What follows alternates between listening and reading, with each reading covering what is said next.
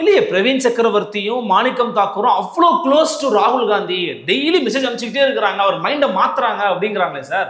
நல்ல விஷயம் தானே. பாரசிட் காங்கிரஸ் இதோட தமிழ்நாட்டில் ஒரு எம்எல்ஏ இல்லாம காலி ஆயிருக்குல்ல, அதை வரவேற்க வேண்டியது தானே நம்ம வேலை. இல்ல அப்படி நோக்கி நகருமான்னு கேட்கிறேன். தாவேக்காவை நோக்கி நகருமா காங்கிரஸ்? கேள்வி. வாய்ப்பில்லை. விஜய் ஒரு வேளையில 2024 ஒரு 18 விழுக்காடு வாக்கு மக்களவையில் எடுத்திருப்பாருன்னா அந்த ப்ராசஸ் ஸ்டாலினுக்கு 39 வந்திருக்காது. ஸ்டாலினுக்கு அது குறைவாக தான் வந்திருக்கும். ஏன்னா அந்த மக்களவையில் மோடி எதிர்ப்போட்டால் தான் இவர் எடுத்திருப்பார். ஸோ அந்த இடத்துக்குள்ள இவரோட தாக்கம் மோடி எதிர்ப்போட்டு எடுத்த ஸ்டாலினை பாதிச்சு சீட்டுகள் வந்திருக்காது. 18 விழுக்காடு ஓட்டு அவர் எடுத்திருந்தாருன்னா இன்னைக்கு அவர் ஒரு பிளேயராக இருந்திருப்பார். சீமான் தான் 8.2 விழுக்காடு வாக்கு எடுத்தார். சீமான் நிரூபிக்கப்பட்ட தலைவர். விஜய் இன்னும் களத்துக்குள்ளே வராதவர். பொறாமை, காழ்ப்புணர்ச்சி, வன்மம் கொண்ட ரங்கராஜ் பாண்டேக்கள் உருவாக்குனது தான் பலம் நிரூபிக்காத ஒருத்தரை பலம் நிரூபிச்சவரோட சேர்த்து ஒரு கருத்தியலை பண்ணது. அத்தனை பேர் கருத்தையும் பெரிச்சாலி வாழை பிடிச்சி அடிக்கிற மாதிரி மோடி கிட்ட எங்க கருத்து நினைக்கிறாரு.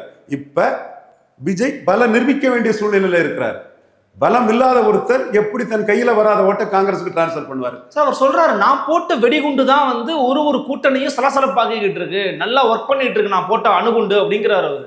சீமான் சொன்னதுதான் இன்னைக்கும் நிதர்சனம் உண்மையா இருக்குது. தம்பி நீ பலம் நிரூபிக்காதவன். விஜயகாந்த் 8-10 நீ பலம் நிரூபிச்சனால்தான் மக்கள் நல கூட்டணின்னு பலம் நிர்வாகினவங்க கூட ஒருத்தர் கூட வரமாட்டாங்கன்னு சீமான் சொன்னதுதான் அசான் டேட் வர நிற்குது. அப்போ இவர் ஒரு பிளேயரா இல்லாம ஒரு அப்சர்வரா நின்று வேடிக்கை பார்க்கிறவராட்டு விஜய் நின்றுட்டு இருக்கிறார். களத்துல பிளேயராட்டு சீமான் நின்றுட்டு இருக்கிறார். இல்ல அப்ப காங்கிரஸ் அப்படி போனா தற்கொலைக்கு சமம் நினைக்கிறீங்களா நீங்க? தற்கொலை பண்ண மாட்டாங்க. பண்ணுனா ரொம்ப சந்தோஷப்பட்டு கைத்தட்டி சிரிக்கலாமே, ஹாய் சந்தோஷம். அடுத்து ஜோதிமணிக்கு டெபாசிட் மோடியை கேவலமா பேசின ஜோதிமணி டெபாசிட் நடக்கிறத பார்த்து சந்தோஷப்படலாம். மாணிக் தாகூர் டெபாசிட் நடக்கிறத பார்த்து சந்தோஷப்படலாம். கொறடா ஒண்ணும் இல்லாம போறாருன்னு மகிழ்ச்சி அடையலாம. போக மாட்டாங்க. போனா நல்லது. தேமுதிகவினுடைய பிரேமலதா விஜயகாந்த் அம்மையார் நேற்றைக்கு சத்குரு ஜக்கி வாசுதேவரோட நிகழ்ச்சியில் எஸ்பி வேலுமணியோட கலந்துக்கிட்டாங்க. ஐயா பாஜக முன்னாள் தலைவர் முருகன் அவர்களும் இருந்தாங்க. ஒரு பேச்சுவார்த்தை நடந்துகிட்டு இருக்கு. என்டிஏல தான் போய் சேர்றதுக்கான வாய்ப்புகள் நிறைய இருக்குன்னு சொல்றாங்க. அவங்களுடைய காலதாமதம் ஏன் இவ்வளவு தூரம் நீடிச்சுக்கிட்டே போகுது?